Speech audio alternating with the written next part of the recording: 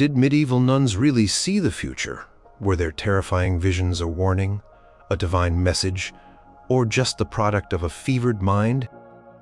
What if some of these chilling predictions actually came true thousands of years after they were spoken? Explore the mysterious world of 7 women whose prophecies from the medieval era still intrigue us today. Number 7.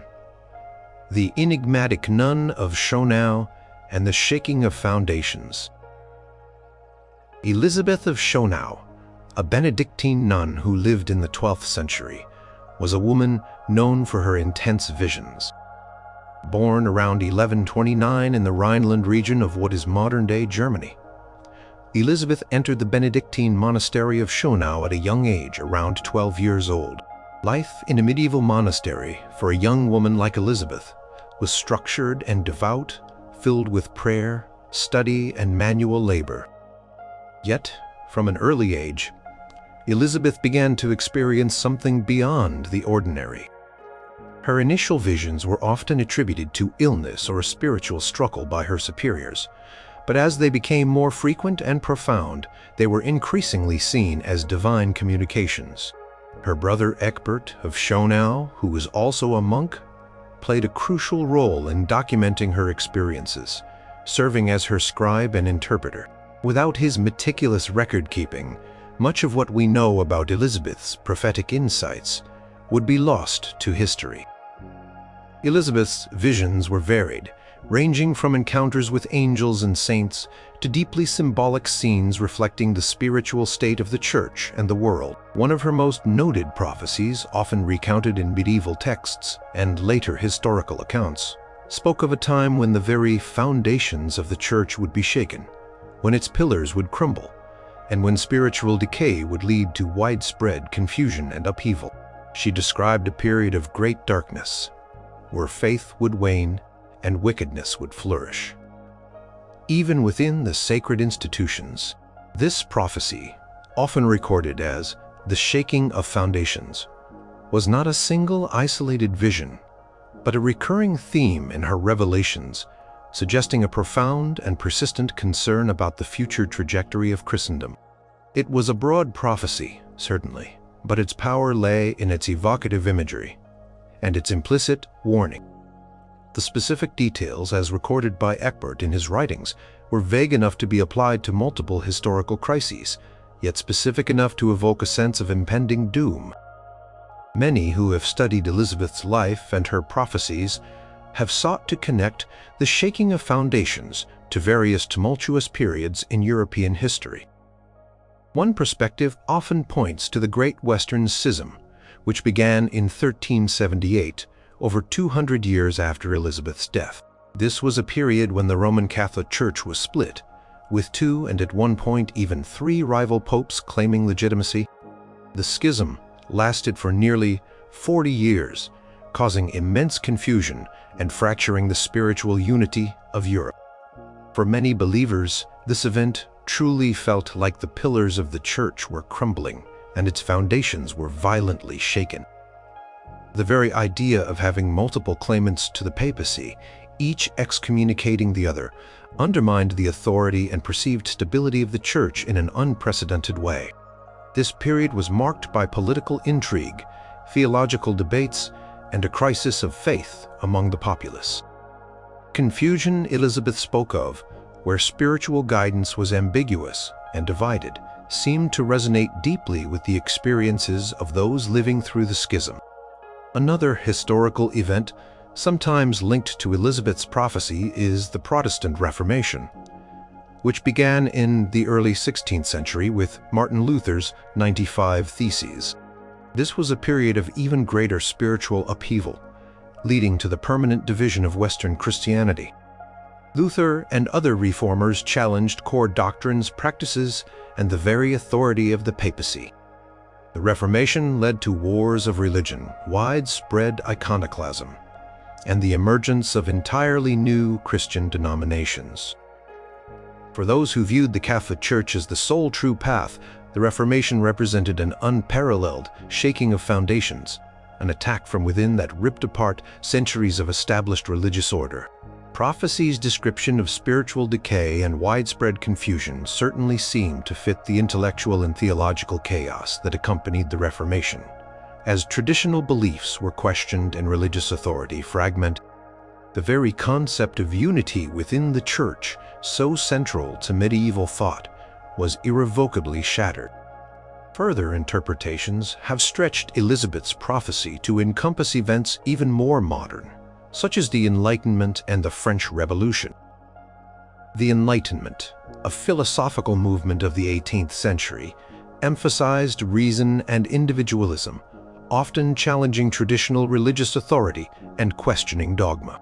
The French Revolution, beginning in 1789, took this challenge further, leading to the dechristianization of France, the persecution of clergy, and the dismantling of the old social and religious order. For devout believers, these events too could be seen as profound shakings of foundations, where the established order of faith and hierarchy was violently overthrown and secularism gained prominence. The widespread societal changes, the rejection of traditional values, and the rise of new, often anti-clerical ideologies all contributed to a sense that the spiritual landscape was undergoing a massive, destructive transformation. The darkness and wickedness Elizabeth envisioned could, in this light, be interpreted as the rise of atheism and the widespread rejection of Christian teachings in public life. However, it is also important to consider that the concept of a shaking of foundations is broad and could be applied to numerous historical periods of unrest or decline.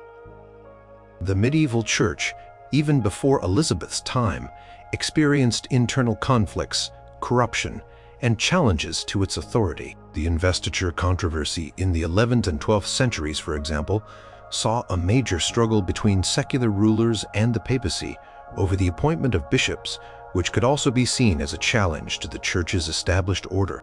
The Black Death in the mid-14th century, while a plague profoundly impacted the Church by killing off a significant portion of the clergy and altering spiritual perspectives, leading to questions about divine providence and human suffering that might be construed as a shaking of foundations.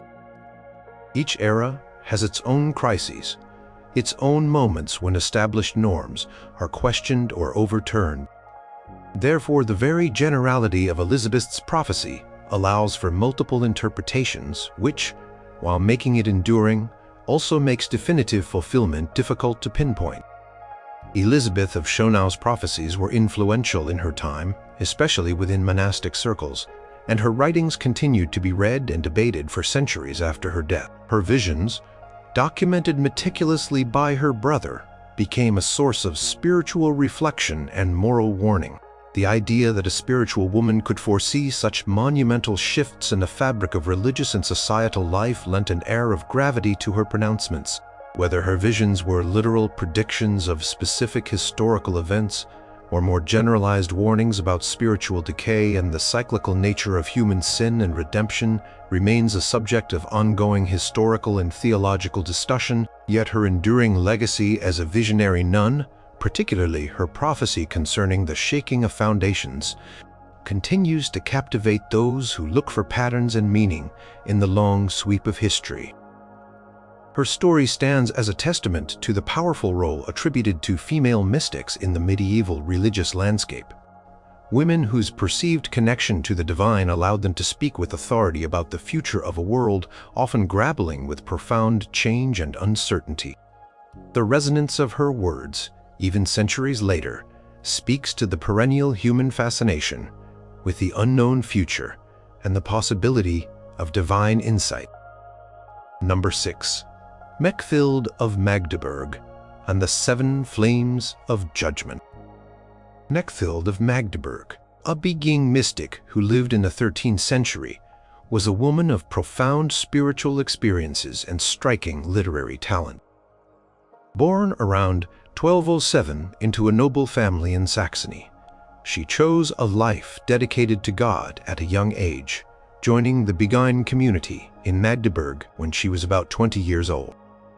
Beguines were laywomen who lived together in semi-monastic communities, taking no formal vows but dedicating themselves to prayer, charitable works, and a spiritual life. Mechthild's experiences were marked by intense visions and mystical union, which she began to record in her groundbreaking work, The Flowing Light of the Godhead. Written in Middle Low German, it was one of the first mystical works composed in a vernacular language, a testament to her innovative spirit and deep spiritual conviction. Her writings were not always welcomed by the ecclesiastical authorities, who viewed her independence and bold language with suspicion, but her spiritual insights resonated deeply with many. Among Mechthild's numerous visions and poetic expressions, one distinct prophecy speaks of 7 flames of judgment. This was not a singular detailed prediction, but a symbolic vision representing a series of trials or purification stages that the world, and particularly the Church, would undergo. Each flame represented a different aspect of divine judgment, encompassing spiritual decline, moral corruption, and societal upheaval, leading to an eventual, profound renewal. The flames were seen as both punitive and purgative, designed to cleanse and refine. Mechthild's descriptions were often metaphorical, speaking of fires that would burn away impurity, expose hypocrisy, and test the true faith of believers. These visions suggested a future where the world would face severe challenges, not just once, but through a sequence of intense trials, each distinct in its nature but unified in its purpose, to prepare humanity for a higher spiritual state. The concept of 7 flames added a biblical resonance, evoking the 7 seals or 7 bowls of judgment in the Book of Revelation. Historians and theologians have often looked for connections between Mechthild's 7 flames of judgment and specific historical periods marked by widespread suffering or significant religious transformation. One common interpretation links the first flame to the widespread moral corruption within the Church during the later Middle Ages. Mechthild herself was a vocal critic of what she perceived as the worldliness and laxity of many clergy, a sentiment that resonated with many devout individuals of her time. The Avignon Papacy, 1309 to 1376, a period during which the popes resided in Avignon, France rather than Rome, was seen by many as a symbol of this corruption and political entanglement. This era was characterized by accusations of materialism, nepotism, and a perceived abandonment of spiritual duties. The very idea of the Pope, the spiritual head of Christendom, being subservient to French political interests was a profound shock to many. For those who saw this as a period of moral decay within the Church, it could certainly be interpreted as the first flame of judgment burning away complacency. The second flame is sometimes seen in the devastating impact of the Black Death, which swept through Europe in the mid-14th century, roughly 70 years after Mechthild's death. The plague decimated populations, killing an estimated 1/3 to 1/2 of Europe's inhabitants. This catastrophe led to profound existential crises, questioning of faith, and societal breakdown. Many interpreted the plague as divine punishment for humanity's sins, a literal flame consuming lives and forcing a radical re-evaluation of spiritual priority. The sheer scale of death and suffering was unprecedented, creating a sense of apocalyptic dread. The economic, social, and psychological ramifications were immense, profoundly altering the medieval landscape. The widespread fear, the disruption of traditional burial practices, and the decimation of the clergy themselves made this period feel very much like a purging fire. Third and fourth flames could potentially be linked to the Great Western Schism, 1378 to 1417, and the subsequent Hussite Wars, 1419 to 1434. As mentioned previously, the schism saw multiple popes claiming authority, leading to immense spiritual confusion and division across Europe. This internal fracturing of the Church could certainly be seen as a flame of judgment testing the loyalty and faith of believers.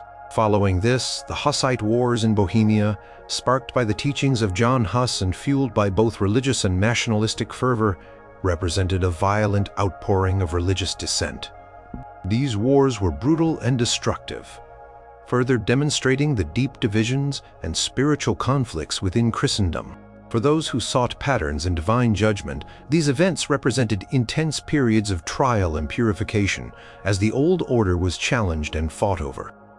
The violence and ideological clashes could easily be viewed as intense fires of conflict. Later interpretations stretch the flames to encompass events like the Reformation 16th century as the fifth flame, which caused a permanent rupture in Western Christianity and led to centuries of religious wars and persecution. This period was indeed a profound societal and religious upheaval, akin to a burning away of old structures. Challenge to papal authority and the emergence of new Protestant denominations fundamentally reshaped the religious map of Europe, leading to profound theological debates and widespread social unrest. The idea of a divine purging fire could easily be applied to this period of intense ideological and military conflict. The sixth flame has sometimes been associated with the Enlightenment and the rise of secularism, as well as the French Revolution, late 18th century, which sought to dismantle traditional religious institutions and challenge faith itself. This period brought about a profound shift in worldview, emphasizing reason over revelation and leading to widespread questioning of religious authority. The Revolution's dechristianization efforts, particularly in France, were seen by many as a direct assault on faith, a purifying fire for some, a destructive blaze for others, burning away centuries of religious influence in public life. The rise of new political ideologies and the decline of the Church's temporal power could easily be framed as a major trial. The seventh flame, according to some interpretations, points to modern challenges. The world wars of the 20th century, the rise of totalitarian ideologies, and the increasing secularization and materialism of contemporary society.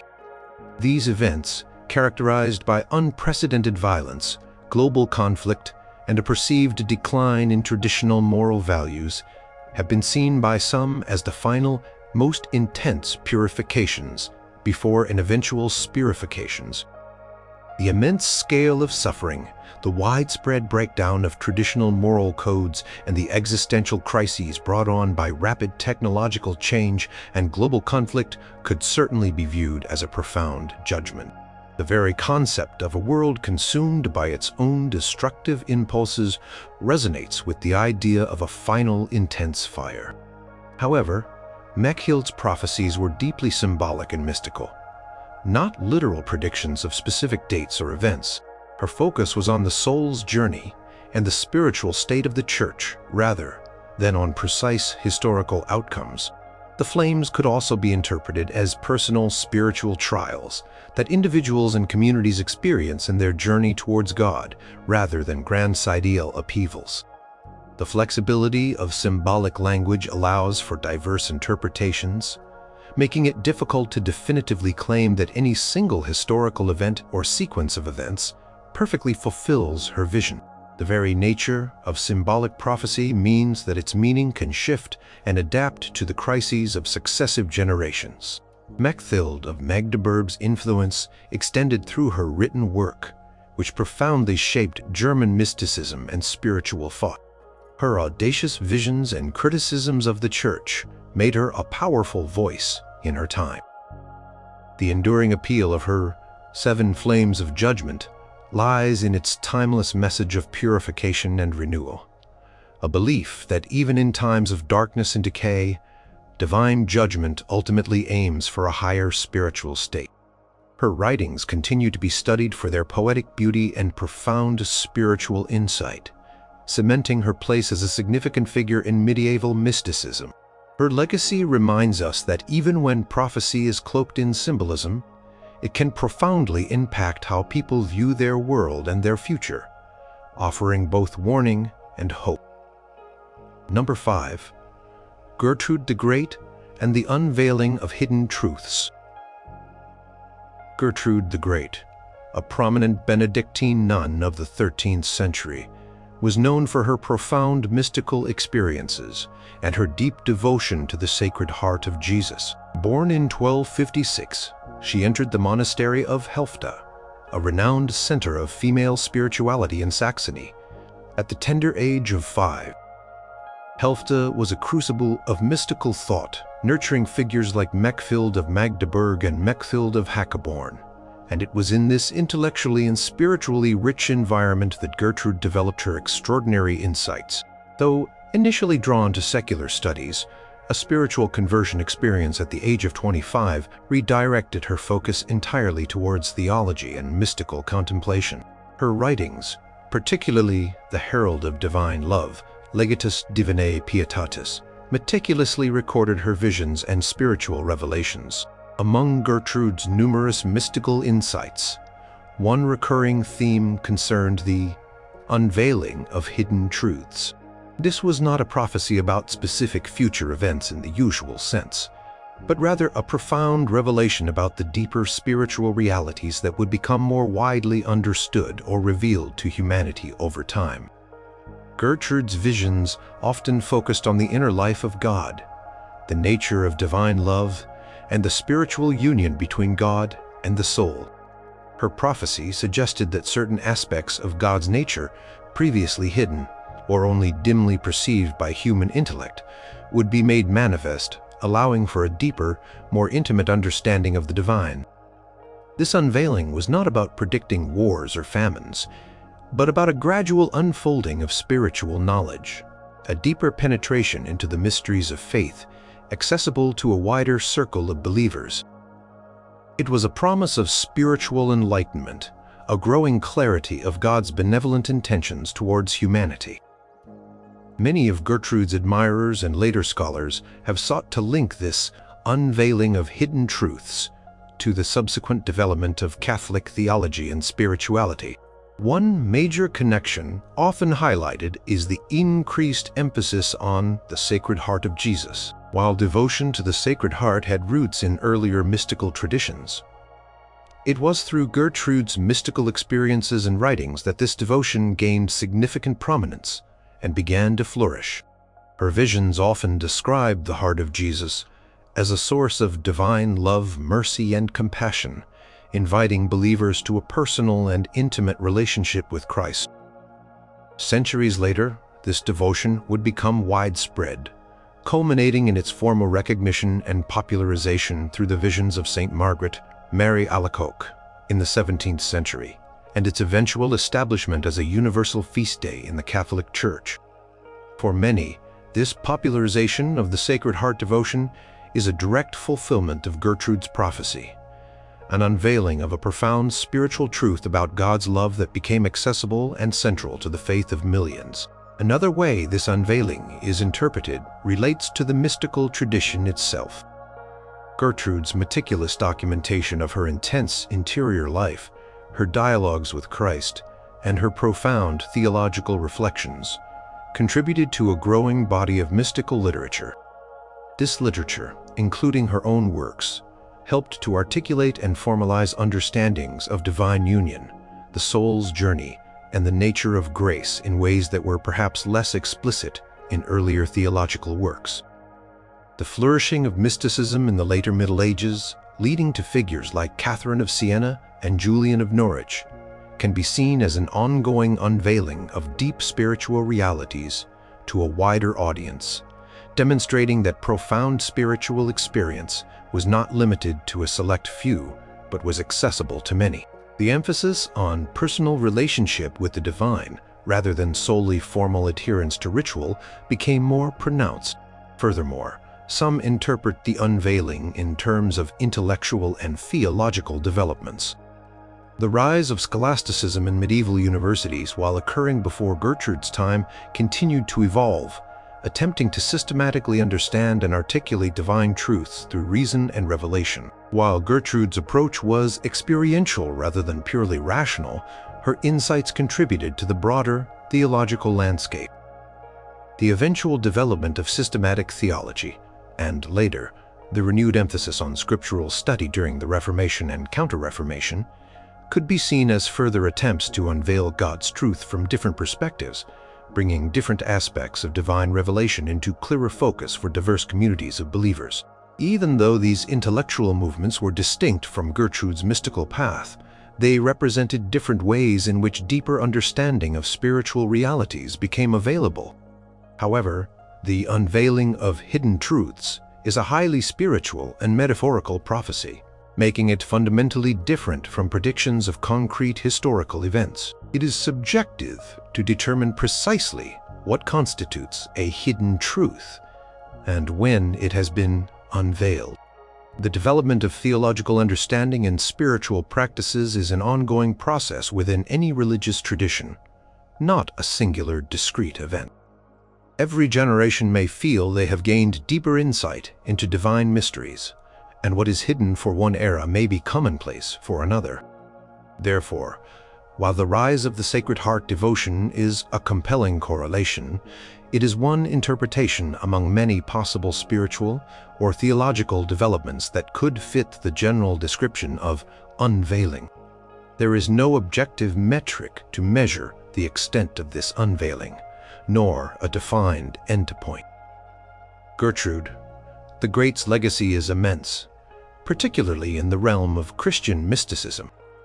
Her writings were deeply influential, read by countless spiritual seekers throughout the centuries, and they continue to inspire devotion today. Her emphasis on God's tender love and the intimate relationship between the divine and the human soul provided a vital counterbalance to more austere theological perspectives. Her prophecy of unveiling suggests an optimistic view of spiritual progress, a belief that humanity would continually grow in its understanding of the divine. This enduring message of deeper revelation and spiritual growth remains a cornerstone of her mystical heritage. Her insights remind us that prophecy is not always about predicting catastrophes, but can also be about the gradual blossoming of profound spiritual understanding, a gentle unfolding of divine wisdom that enriches the human experience across generations. Number 4. Julian of Norwich and the all-encompassing love. Julian of Norwich, an English anchoress who lived in the late 14th and early 15th centuries, offers a unique perspective among medieval mystics. Born around 1342, her life unfolded against the backdrop of devastating events. Most notably the Black Death, which ravaged England multiple times during her lifetime, and the Peasants' Revolt of 1381. Despite this tumultuous context, Julian's spiritual insights, recorded in her seminal work Revelations of Divine Love, also known as a revelation of love, are remarkably optimistic and centered on God's boundless love. She became an anchoress, a solitary religious recluse, living in a small cell attached to the Church of St. Julian in Norwich, from which she likely took her name. Her seclusion allowed for intense contemplation, transforming her spiritual experiences into profound theological reflections. Julian's prophecy, distinct from typical predictions of future events, was about the ultimate triumph and all-encompassing nature of God's love, even in the face of suffering and evil. Her most famous phrase, "All shall be well, and all shall be well, and all manner of things shall be well," is central to this vision. This was not a denial of suffering or sin, but a deep assurance that, despite the apparent chaos and pain in the world, God's loving plan would ultimately prevail. Her visions, experienced during a severe illness in 1373, revealed to her a God who was more akin to a loving mother than a stern judge, a divine presence that embraced and transformed all human experience, including sin and suffering, into ultimate good. This prophecy was a radical message of hope and reassurance in an era marked by plague, war, and religious turmoil, suggesting that divine love would ultimately rectify all wrongs and bring about a state of perfect peace and well-being. It was a vision of cosmic optimism, a certainty that grace would ultimately win out over darkness. Many have looked to historical developments and theological shifts to see if Julian's radical optimism about God's all-encompassing love found a resonance or fulfillment in later periods. One possible interpretation connects her vision to the enduring power of Christian hope and resilience through periods of immense hardship. Despite the continuous cycles of war, disease, and social unrest that have afflicted humanity for centuries, a core message of divine love and ultimate redemption has persisted in Christian theology. The very survival and continuation of faith, particularly during times of extreme adversity, like the world wars of the 20th century or other global crises, can be seen as an ongoing testament to the truth of Julian's message that all shall be well. The ability of individuals and communities to find hope and continue believing in a benevolent God even when faced with overwhelming suffering could be interpreted as an unfolding of her prophecy. Another perspective points to the development of theological thought itself. While the concept of God's love has always been central to Christianity, Julian's unique emphasis on the maternal aspect of God and her profound insights into divine compassion offered a counter-narrative to more punitive theological frameworks. Centuries later, particularly in modern theology, there has been a renewed emphasis on God's immanence, love, and mercy, often drawing inspiration from mystics like Julian. The increasing recognition of psychological and emotional dimensions within spirituality, and a move away from purely abstract or legalistic interpretations of faith, could be seen as a gradual unveiling of the kind of all-encompassing, comforting love that Julian experienced and articulated. This shift in emphasis within theology, moving towards a more compassionate and understanding portrayal of the divine, might be viewed as a fulfillment of her vision. Furthermore, the rise of ecumenical movements in the 20th century, aimed at fostering unity and understanding among different Christian denominations, might also be considered in light of Julian's prophecy. Her vision of a unified, loving, divine embrace, transcending human division and sin, speaks to a desire for reconciliation and mutual acceptance among believers. While not a direct prediction, the movement towards greater Christian unity and interfaith dialogue emphasizing shared spiritual values and common humanity reflects a striving for a more comprehensive and inclusive understanding of God's love. A love that dissolves boundaries and transcends narrow interpretations. The effort to bridge divides and find common ground, often rooted in a shared belief in divine love, could be seen as an ongoing manifestation of her prophetic insight. However, because Julian's prophecy is fundamentally a theological statement about the nature of God rather than a prediction of a specific outcome or historical event, it is inherently difficult to prove or disprove its fulfillment. All shall be well is a statement of faith and divine assurance, not a forecast that specific problems will cease to exist. Suffering and evil have continued to persist throughout history, even after Julian's time, and her message does not promise an end to these realities in the earthly realm. Her insight concerns the ultimate spiritual reality, which can only be fully apprehended through faith. Therefore, any fulfillment would be more of a spiritual realization or a prevailing attitude of hope, rather than a concrete historical event. It is a promise that resonates deeply within the human heart, but does not offer a timeline or a measurable outcome. Julian of Norwich's revelations of divine love remains one of the most beloved and influential works of Christian mysticism.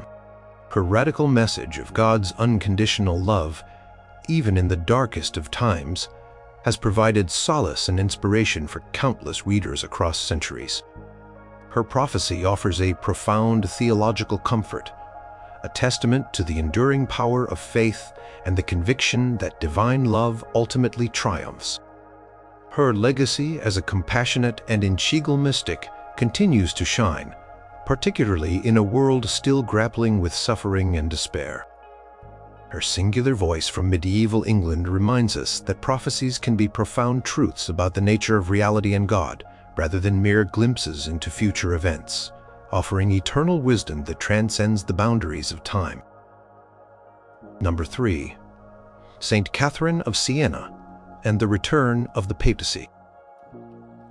Saint Catherine of Siena, born Caterina di Giacomo di Benincasa in 1347, was not a nun in the traditional sense, but a Dominican tertiary, a laywoman who lived a devout life according to the rules of a religious order, though not cloistered.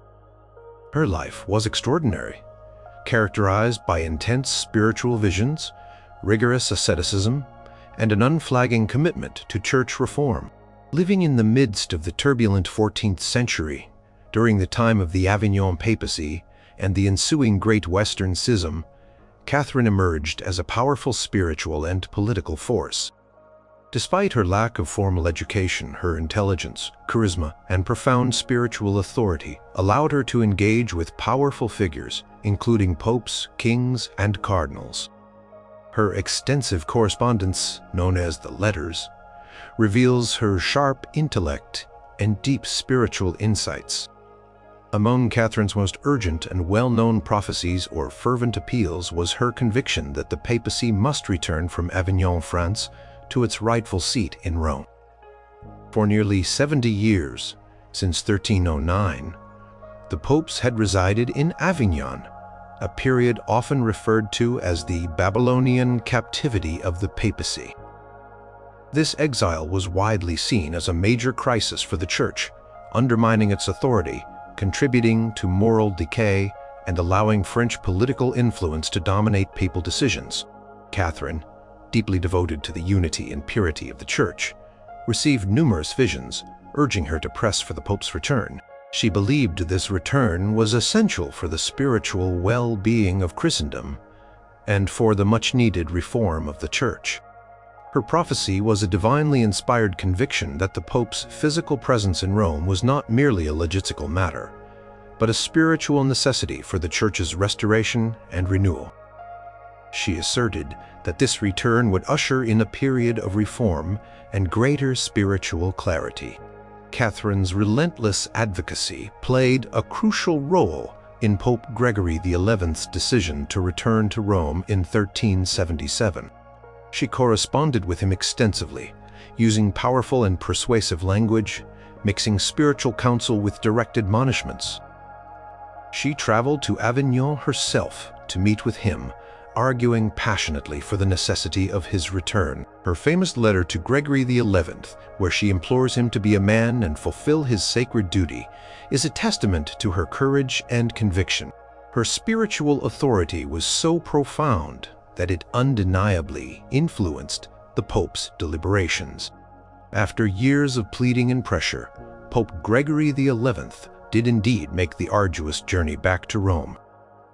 This event, so fervently desired and advocated for by Catherine, based on her visions, stands as a clear and direct fulfillment of her central plea, which many considered a prophecy. The joy and relief among those who desired the Pope's return were immense, seen as a triumph of spiritual conviction over political expediency. However, the fulfillment was not as straightforward as a simple return and immediate restoration of harmony. Pope Gregory XI died shortly after his return in 1378. The subsequent papal election quickly plunged the Church into an even deeper crisis, the Great Western Schism. Two popes were elected, one in Rome and another in Avignon, each claiming legitimate authority, leading to decades of division, confusion, and mutual excommunication. This schism, which lasted until 1417, profoundly undermined the unity of the Church and contradicted the spiritual harmony Catherine had hoped her prophecy's fulfillment would bring. So, while the immediate physical return of the Pope to Rome occurred as Catherine passionately desired, the deeper spiritual unity and reform she envisioned did not materialize immediately, but rather gave way to a new, more profound crisis. The schism showed that simply moving the physical seat of power did not automatically heal the deeper wounds of corruption and division within the institution. Furthermore, Catherine's vision of widespread church reform, which she saw as intrinsically linked to the papacy's return, was also a more gradual and often frustrated process. While some reforms did occur in the decades and centuries following, they were not immediate or comprehensive. The 16th century Protestant Reformation, for example, demonstrated that the institutional church still faced immense challenges and deep-seated issues that required far more than a change of address for the pontiff. So, While her direct call for the Pope's return was answered, the broader spiritual renewal she prophesied as a consequence of that return proved to be a much longer, more complex, and often painful historical journey. The immediate consequence of the return, the schism, was arguably the opposite of the spiritual healing she intended. Catherine of Siena's life and legacy are inextricably linked to her passionate efforts to bring the papacy back to Rome. Her unwavering conviction, rooted in her profound mystical experiences, made her an extraordinary figure in medieval history. Her direct involvement in this pivotal moment of church history makes her a unique example of a mystic whose prophecy was not just about predicting the future, but about actively shaping it through her spiritual authority and political engagement. While the immediate aftermath of the Pope's return led to a greater schism, her central conviction about the papacy's proper seat was realized. Her dedication to the unity and purity of the Church, along with her powerful mystical writings, ensures her enduring relevance as a spiritual guide and a formidable advocate for truth and justice. Her story highlights how spiritual visions can inspire concrete actions, and how the fulfillment of one aspect of a prophecy can sometimes lead to unforeseen and challenging consequences. Number 2. Saint Bridget of Sweden and the end of the papal exile. Saint Bridget of Sweden, born Birgitta, Birgersdotter, in 1303, was a formidable figure in medieval Europe, a mystic, visionary, and founder of the Brigittine order. Born into a wealthy and influential noble family, she led a devout life as a wife and mother of 8 children until her husband's death in 1344. Following this, she dedicated herself entirely to a religious life, experiencing profound visions and divine revelations, which she began to dictate to her confessors. These revelations eventually compiled into her voluminous work. Revelations often contained stern admonitions for rulers and clergy, particularly concerning the state of the Church. Her bold critiques and calls for reform made her a significant voice in a turbulent era, and she wielded considerable moral authority despite her status as a laywoman.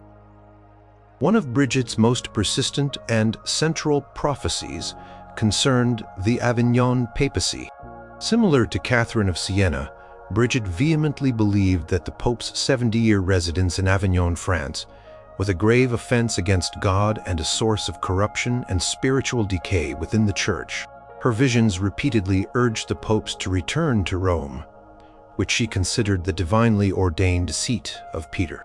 Bridget's prophecies were explicit in their condemnation of the Avignon popes, whom she accused of worldliness, avarice, and abandoning their spiritual duties. She foresaw divine punishment if the popes continued their exile and proclaimed that their return to Rome was a necessary step for the Church's reform and spiritual cleansing. Her pronouncements were not gentle suggestions but forceful, divinely mandated commands, often framed as direct messages from Christ himself. She predicted that the papacy's return would bring about a restoration of holiness, even if it was initially met with hardship. Bridget actively campaigned for the Pope's return to Rome. She traveled to Rome herself in 1350 and remained there for the rest of her life, sending letters and emissaries to the reigning popes in Avignon. She confronted Pope Urban V in person in 1367, urging him to return. Pope Urban V did indeed make a temporary return to Rome in 1367, a significant event that many saw as a direct response to Bridget's persistent advocacy and prophecies. This return, though short, lived as Urban V later returned to Avignon, was a major moral victory for Bridget and those who shared her views. It demonstrated that the powerful voices of mystics could indeed influence the highest echelons of the Church. Her constant pressure on Urban V, combined with other political and spiritual factors, finally swayed him to make the journey back, even if it was only for a few years. Following Urban V's second departure, Bridget continued her efforts, turning her attention to his successor, Pope Gregory XI. She sent strong, uncompromising messages to Gregory XI, warning him of divine wrath if he delayed his return to Rome. She reportedly prophesied his death if he did not comply. Her persistence, combined with the efforts of Saint Catherine of Siena and growing political instability in Avignon, ultimately convinced Pope Gregory XI to make the decisive and permanent move back to Rome in 1377. This final return of the papacy to Rome, ending its 70-year exile, is widely considered a clear and powerful fulfillment of Bridget's long-standing prophecy and one of the most remarkable instances of a medieval mystic influencing world events. The event was seen as a major turning point, a triumph of spiritual conviction over political expediency. However, the fulfillment was not without its immediate severe complications. As with Catherine of Siena, while the Pope physically returned to Rome, the spiritual renewal Bridget also prophesied did not immediately follow. Instead, Pope Gregory XI died shortly after his return in 1378, leading directly to the Great Western Schism. This schism, with rival popes claiming legitimacy in Rome and Avignon, utterly shattered the unity of the Church and created unprecedented confusion and division across Europe for nearly 40 years. This outcome was the very antithesis of the spiritual harmony and renewed holiness Bridget had envisioned. The period of the schism was marked by profound spiritual distress, political maneuvering, and widespread questioning of papal authority, creating a crisis far worse than the Avignon exile itself. So, while Bridget's direct prediction about the papacy's physical return to Rome was indeed realized, the immediate consequences were not the spiritual restoration she foretold, but rather a deepening of the Church's internal crisis. The spiritual purification and reform she passionately advocated for would prove to be a much longer, more arduous process, culminating in events like the Council of Constance, 1414 to 1418, which finally ended the schism, and later the Protestant Reformation. Bridget's prophecies, while accurate in their prediction of the papacy's physical relocation, did not prevent the subsequent turmoil, highlighting the complexity of interpreting divine foresight. Saint Bridget of Sweden remains an immensely important figure in both medieval spirituality and political history. Her bold condemnations of corruption and her unwavering calls for reform, rooted in her profound mystical experiences, made her a voice that even popes could not ignore. The successful return of the papacy to Rome, a direct outcome of her tireless efforts and prophetic warnings, stands as a testament to the power and influence attributed to her visions. Her legacy continues to resonate, demonstrating the potential for spiritual conviction to directly impact the course of history, even if the outcomes are not always as straightforward or immediately beneficial as the prophet might have envisioned. Her life shows that divine guidance, as perceived by medieval mystics, could be a powerful force for change, bringing about predicted events even if the larger context remained fraught with challenges. Number 1. Saint Hildegard of Bingen and the Warning of the Little Horn. Saint Hildegard of Bingen, born in 1098, was an extraordinary figure of the High Middle Ages, an abbess, mystic, visionary, composer, philosopher, playwright, and herbalist. From a young age, she experienced visions which she initially kept secret, fearing they were a sign of madness. At the age of 42, after experiencing a profound spiritual calling, she began to record her visions at the urging of her confessor, Volmar, and the monk, Eckbert of Gembloux. Her most famous work, Scibius, Know the Ways of the Lord, is a detailed account of 26 religious visions. Hildegard's influence extended far beyond her monastic walls. She corresponded with popes, emperors, kings, and bishops, delivering prophecies, advice, and strong condemnations against corruption within the church and secular society. She even embarked on several preaching tours, a rarity for a woman of her time. Among Hildegard's complex and often symbolic prophecies, one that frequently draws attention is her vision of the little horn, Parvis Cornu, a cryptic figure or force she foresaw arising to cause great distress and upheaval, particularly within the church. This little horn was described as causing internal division, theological error, and a weakening of faith, ultimately leading to a period of spiritual confusion and decline. Her visions often contained warnings about the moral decay of the clergy, the misuse of power, and the impending spiritual crisis that would result from these failings. While her language was highly symbolic, typical of apocalyptic literature, it conveyed a clear sense of future trouble for Christendom. The little horn was not a specific person, but represented a spirit of discord, ambition, and spiritual negligence that would afflict the church from within. She depicted this horn as small in appearance but powerful in its destructive capability, particularly against the true doctrines and faithful practices. Many interpreters of Hildegard's prophecies have sought to connect the little horn to various historical figures or movements that profoundly impacted the church. One common interpretation links it to the rise of various heresies and schisms that challenged the authority of the church in the later Middle Ages and beyond. For example, the Cathar movement in the 12th and 13th centuries, which Hildegard herself lived through, was a significant challenge to Orthodox doctrine and led to widespread conflict and persecution. The Hussite movement in the 15th century, which advocated for reforms and challenged papal authority, also caused immense division and warfare. For those looking for fulfillment, these internal challenges, characterized by new doctrines and splintering of the faithful, could be seen as the little horn sowing discord and weakening the foundations of belief.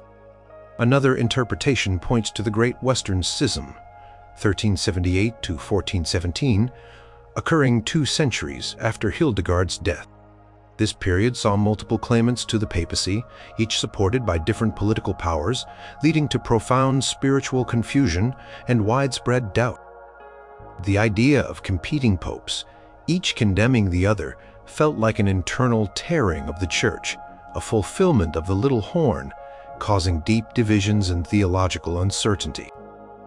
The fragmentation of authority, the spiritual distress of the faithful, and the political machinations surrounding the papacy all contributed to a sense that the church was being attacked from within by forces of ambition and worldliness, precisely the kind of moral decay Hildegard warned against.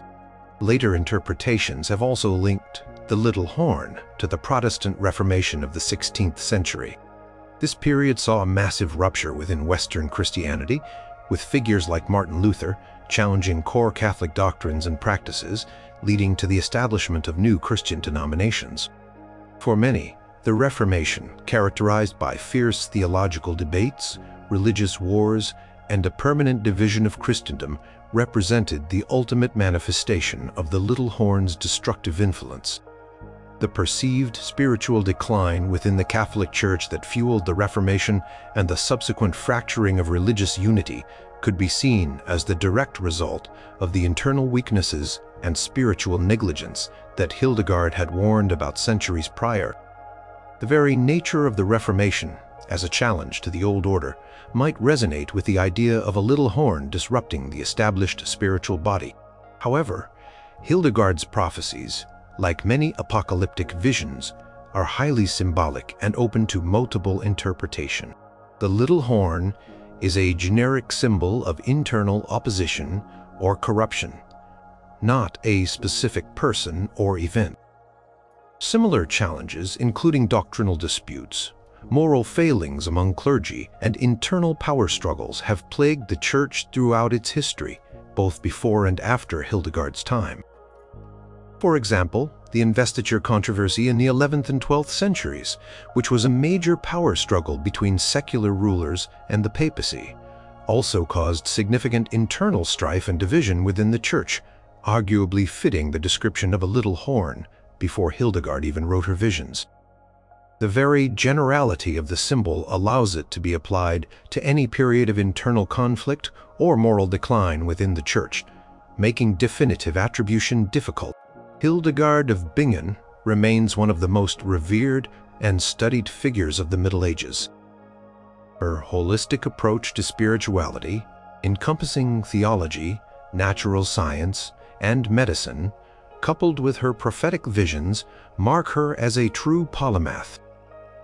Her warnings about the little horn and the spiritual health of the Church continue to be analyzed, offering a stark reminder of her acute observations about human nature and institutional failings. Her legacy demonstrates the profound impact a single visionary woman could have on her world, challenging authority, advocating for reform, and offering glimpses into what she believed was the divinely ordained future. Her complex symbolic language continues to fascinate and challenge interpreters, making her prophecies a perpetual source of discussion about the cyclical nature of human and institutional struggles. Her insights continue to serve as a powerful warning about the enduring challenges to spiritual integrity within any institution.